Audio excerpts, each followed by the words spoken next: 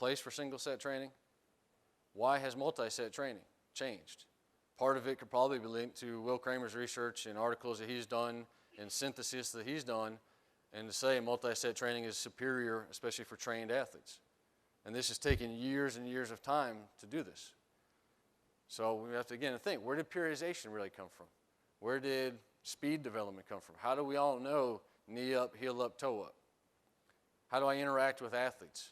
How do I know that I have to set my training environment to have this really kind of systematic, structured program? Why is that? Right? So he wants to know the historical. Where did these things come from? Who put it out there? Why did they put it out there? And then really, what effect did it have? All right? So we look for gaps in the logic, little holes, poke holes. And it's enough, I've got critique, it's enough to critique things. You don't have to, again, reformulate the next big theory to explain everything. You could have a little theory. You could add just a contribution a little bit. Don't have to have the next big thing, okay? As we look at CrossFit and the emergence of that, where did that come from? Why did it come from? What are the pros and cons of it? And so now there's a growing critical discourse, I would call it a critical way of viewing CrossFit versus, oh, this is great, it gets you in shape, it's the best thing ever. You know, no, people that have been around are able to kind of see through some of those things, and you have to write about these things. Things are not fully rational. Again, it's not this God's eye view of things. Ways of knowing are battlefields, right? I started off kind of talking about how I'm a social scientist. I situated myself. I said my background. Why did I do that? Because social scientists tend to feel less important than physical scientists, right? It's a very goofy thing. I know if I go in a weight room and we train hard, if we do some type of training, now there's research that says you don't have to train even heavy to get great strength gains. What am I to do with my relationship with athletes? Do we always have to train in a certain way? So how we know these things are kind of battlefields in the field, right? Who controls the speakers? Who controls the publications? Who teaches class? Who controls the standards? The NSCA has standards. Everybody's got standards. Who controls those things?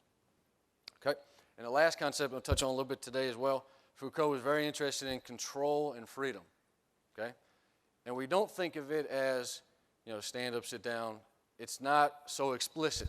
I made that very explicit. It's a kind of subconscious process of controlling people.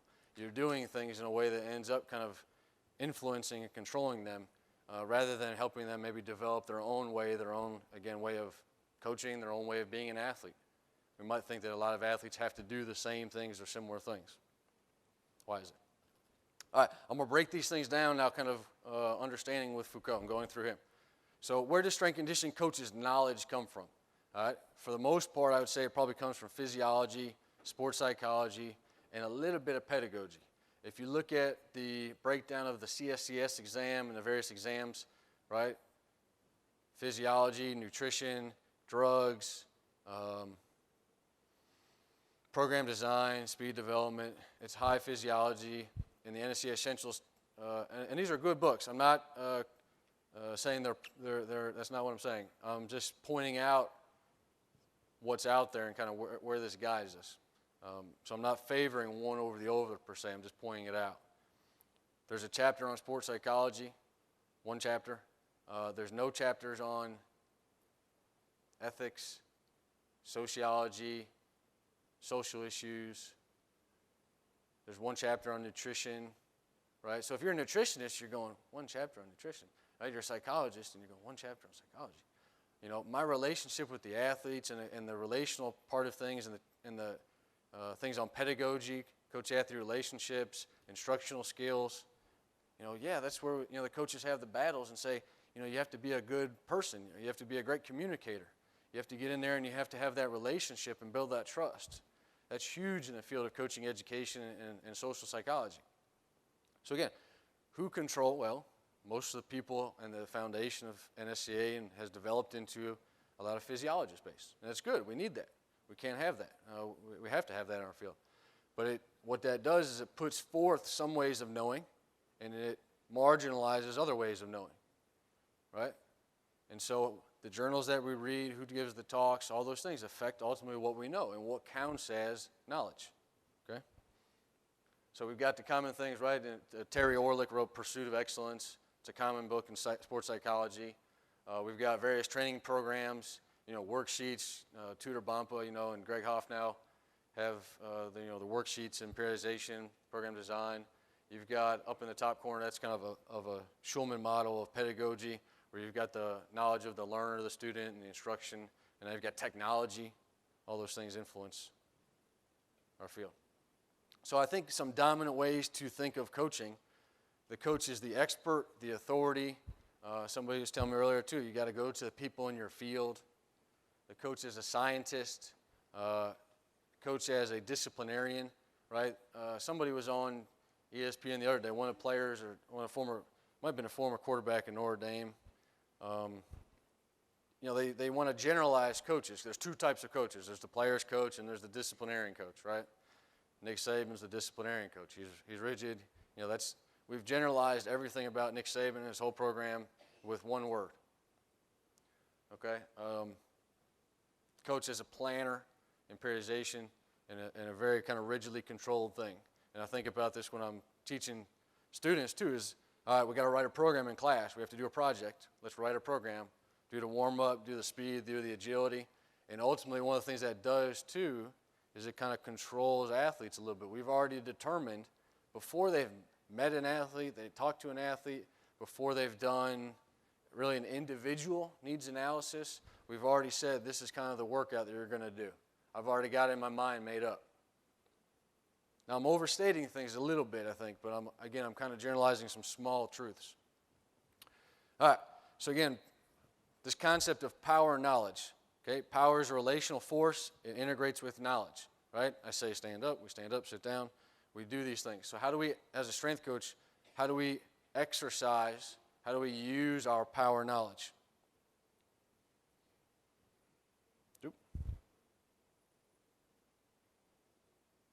Here's the video. Let me talk, since the video won't play. The typical strength conditioning program, at least that I've seen, and you go on YouTube, this was really easy to pick up. I picked this up off of a UT website. People line up, athletes line up, rows, columns, a circle, much like sport coach practices. They perform some type of dynamic warm-up. Maybe it's real quick. Go in the weight room. Maybe there's a dynamic warm-up in the weight room, some hurdles, go through a quick stretch. Coach is out in front, moving traffic, directing bodies. They do a drill, give some feedback, do another drill, give some feedback. If you got multiple coaches, they're maybe working at different stations. We're orienting people through the workout fairly efficiently.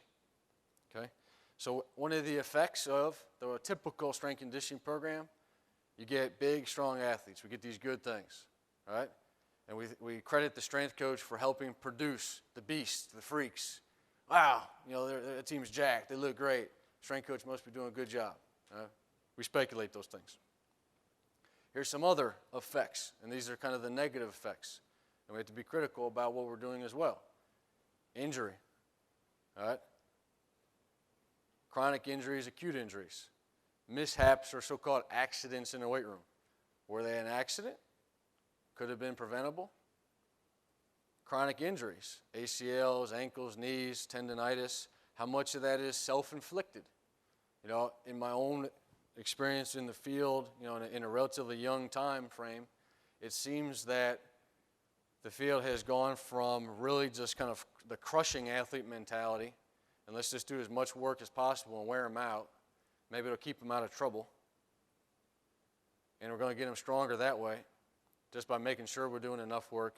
Into I've seen, I think, a small transition, perhaps a moderate transition, into more recovery, regeneration, because of this kind of thing. Hey, all that we're doing is kind of causing some of the injuries. We're self-inflicting these wounds. We've got underperformance, overtraining, coach-athlete conflict, burnout. Again, we blame the athlete for this rather than, hey, what's my role in this as a coach? How did I maybe contribute to this? And not just maybe me personally, but the whole staff, the other people in our coaching community. And then the last one is apathy. Barry Sanders, I chose his picture intentionally. He retired from the NFL relatively early. He had years to play. Seemed like he could have kept on playing if he wanted to, but he chose to get out. Why? Could have been apathy. Could have been this whole, discipline and punish kind of mentality, and that's what we'll get to. So, question posed, is strength conditioning planned, if you think about it, we'll get to it, is strength conditioning planned like a prison? And the coach walks around like a warden, and the athlete's a prisoner in this prison. What do you mean? That's a little bit unfair. Well, I don't know about that. All right, so wait, how do we get there? So I want to present, again, the theory. So I'm going to use some of these tools now, these theoretical tools and concepts to explain how I think we got here. Again, this is one way of understanding phenomena. It's not to say I'm right. Again, I'm providing, I think, to believe the evidence. I've made my case. I'm moving on. If you disagree, that's great. I hope you do. I think we have a great discussion. Let's get it out in the journals, and it'd be a really interesting, right, discourse. It'd be kind of a new way to talking about this. Okay, so again, one of the things that Foucault talks about is at the bottom there, these technologies of discipline. Okay? So I'm going to present, the next couple of slides are going to be on the technologies of discipline. So anybody who's interested in Foucault, if you see the word technology of discipline or that phrase, this is what I'm talking about. We want to think about then those social forces acting upon us, okay, and how they affect us. Okay, so the four major kind of concepts of how we control, according to Foucault, is through space, time, movement, and efficiency. Okay, put this here. So if you think about the first one, the art of distribution is really about the way space is organized. It has enclosure, the way specific places where specific things happen, partitioning, there's a function at each station, certain things have special places to be useful, and there's a rank order of things of how people are categorized. And so an example of this in a weight room, squat rack, or just a power rack, half rack. Okay? Everybody go to your station. Go to your station. Go to your station. Let's get all the strong guys or strong lifters over at this station. Or I want you to partner with somebody of your same height. Or all the seniors get together. All the linemen get together. Okay? Then we're going to, throughout the workout, we're going to transition. We're going to go to our next station. So after we finish our maybe platform work or maybe our work in the racks, we're going to go to the next station, the bench press station, the speed agility station outside, or conditioning station. So there's specific places, there's specific space that's useful. All right? And so ultimately this space, we supervise it, we hierarchize it, we reward it, we measure it, we provide this rational way of kind of controlling and doing things. So here's an example of a way that I've ranked athletes in the past. This was actually like a little grading card. Give them a letter grade that we give the coaches.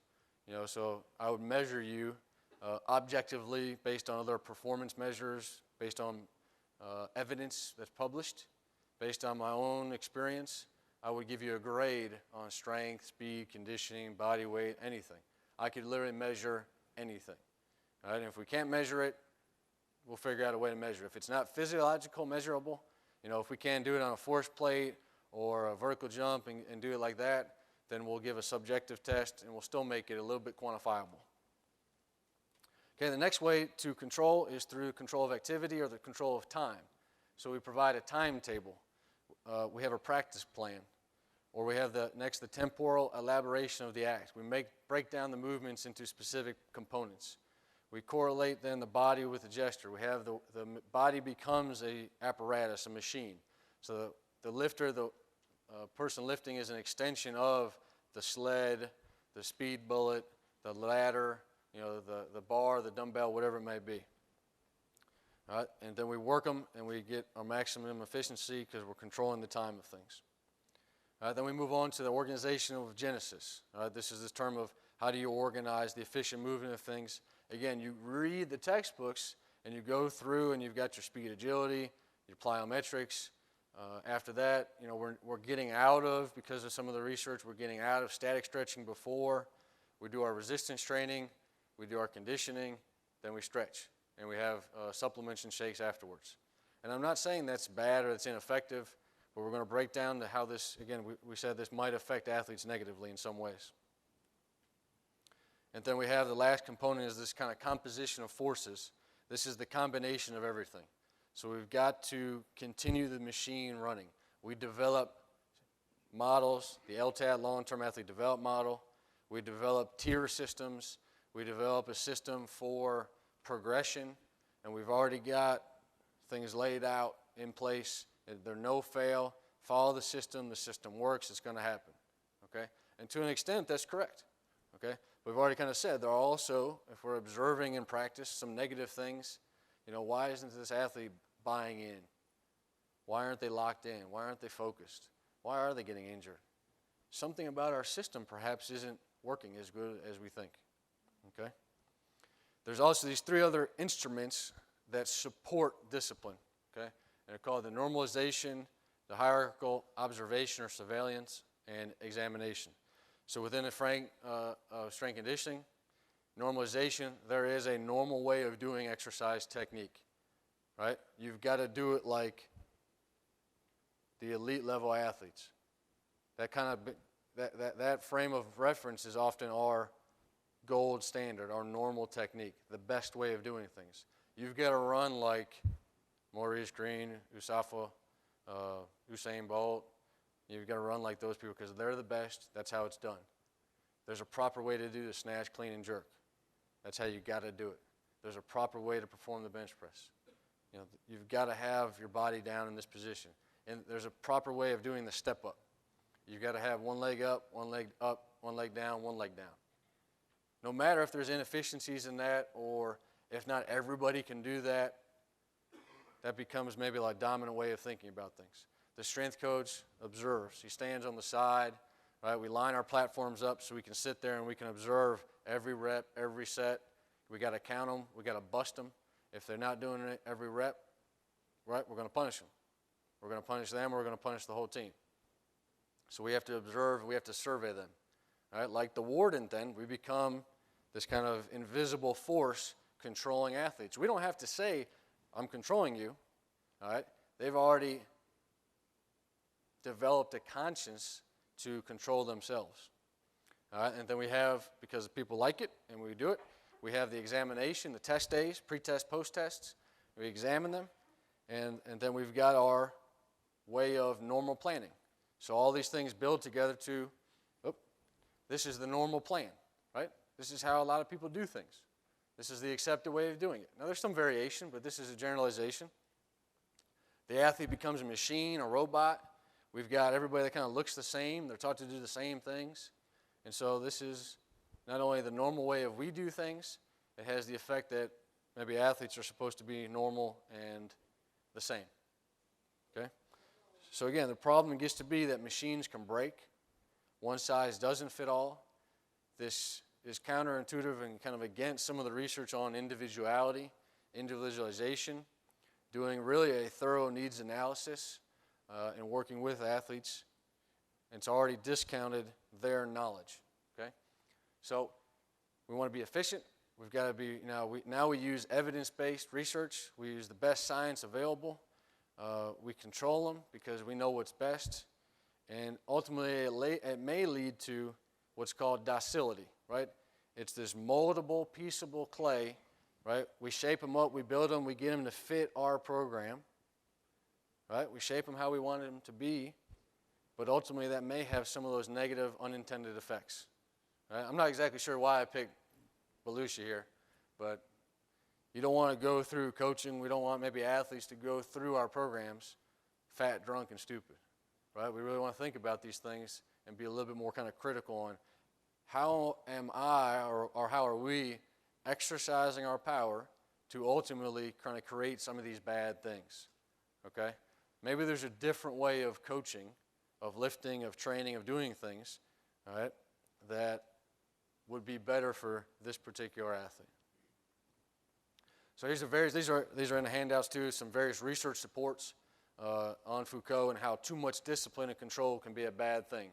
It could lead to also eating disorders, could lead to the abnormal kind of adding and subtracting of weight, trying to gain weight, lose weight, all just to kind of be normal, want to fit in, right? What do athletes do in the weight room too? They want to be normal, they want to fit in with the other people, so they start power cleaning too much weight, they start squatting too much weight, and we blame them, oh, you're stupid. You were dumb for doing that. They're just trying to fit in with everybody else. They want to be normal. They want to be like everybody else. All right. Let's take a sec, and we'll have that awkward moment of silence while I'll pretend like you guys actually do this. How, as an athlete or a coach, how have your own practices been controlled?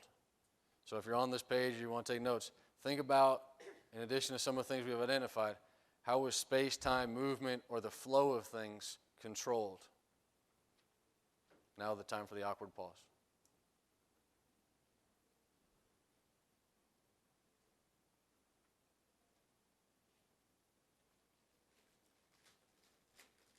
Shh.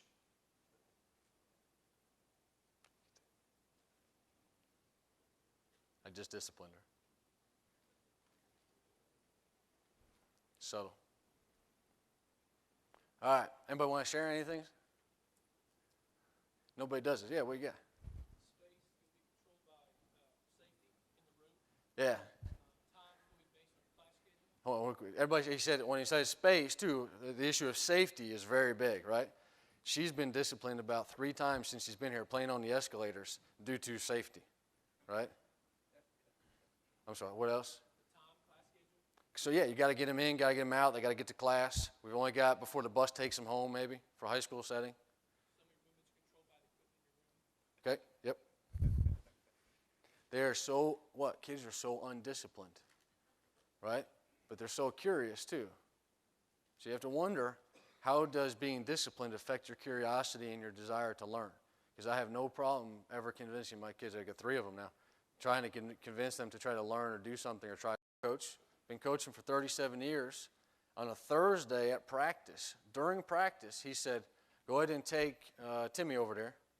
Take Timmy into the weight room, work with him one-on-one, see if you can kind of get him squatting a little bit, maybe his flexibility, pump him up, give him a little confidence. Because this is a 6'5", 280-pound kid. If he could get down and bend and get out of his stance, he'd probably be pretty good, especially at the high school level. But he can't get in his stance, so he's out of practice on a Thursday doing, just standing there collecting dust while the first team, does a walkthrough.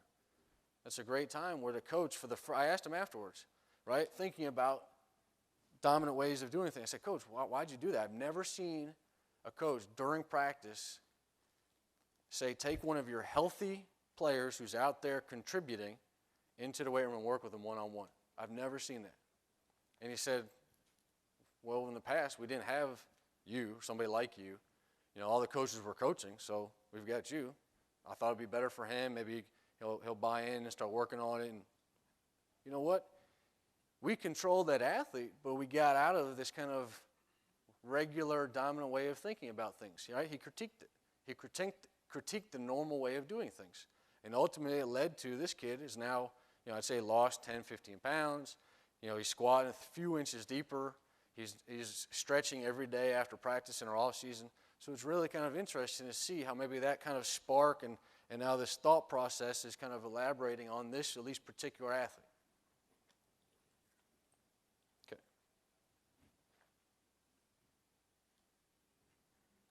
Oh, is that the next one? Yep. So where else, perhaps, do you see the technologies of discipline operating? Where else do you see this control of space, time, movement, progression? And if this shows up.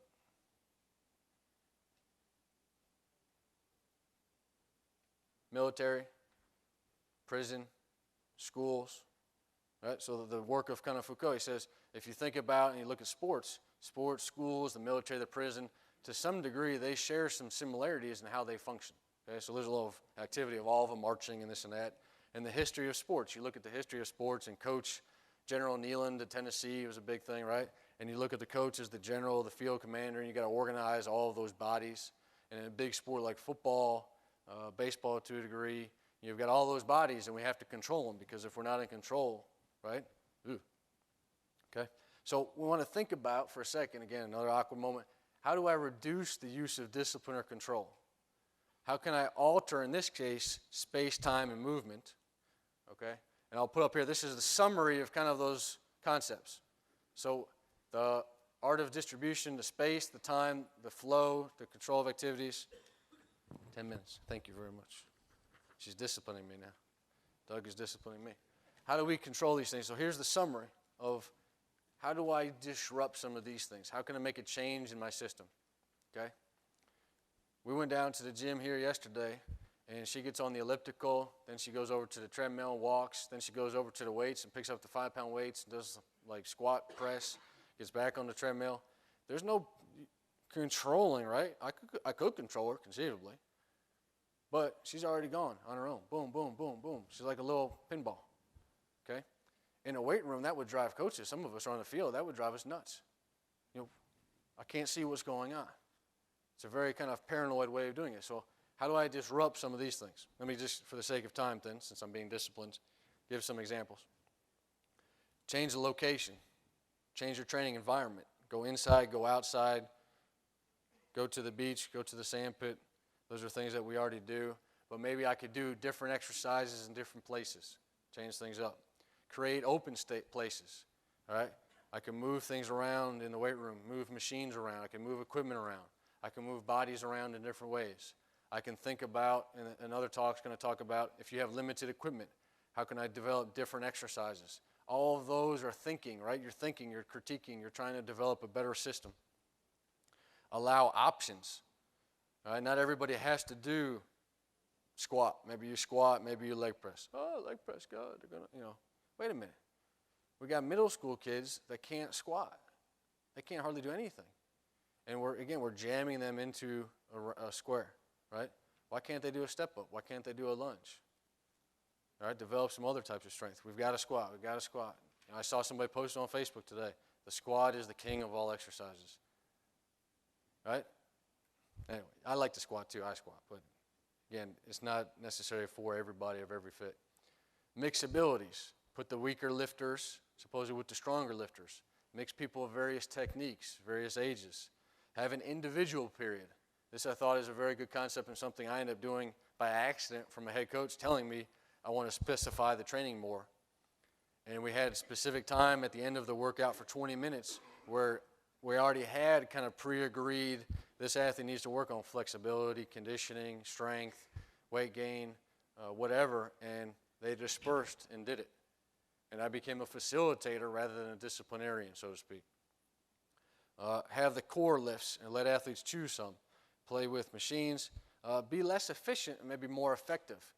Thinking about the time that you do have as opposed to thinking you have to do certain things, really analyzing what's going to be the best use for this particular athlete. Maybe doing a few things really well rather than a lot of things, or doing a lot of things and changing your exercise order. Why not do a squat and then a bench and then a clean or a jerk and mix things up a little bit? All right? While being careful to accumulative fatigue technique. But again, that's a great way of actually learning technique, is to constantly vary after somebody has already developed a foundation, is to constantly vary their technique. People tend not to do that.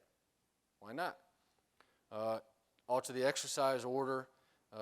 Do three sets, but in different order. Have different conditioning exercise on their own. I said, I put down maybe doing under-supervised, not unsupervised, because of the fear of safety. Oh, they can't do anything on their own. Now, we could all go lift on our own, so we have great technique and we know what we're doing. We're certified. But we don't dare let an athlete lift on their own or unsupervised. I think to some extent that's overstated. To some extent it's needed too.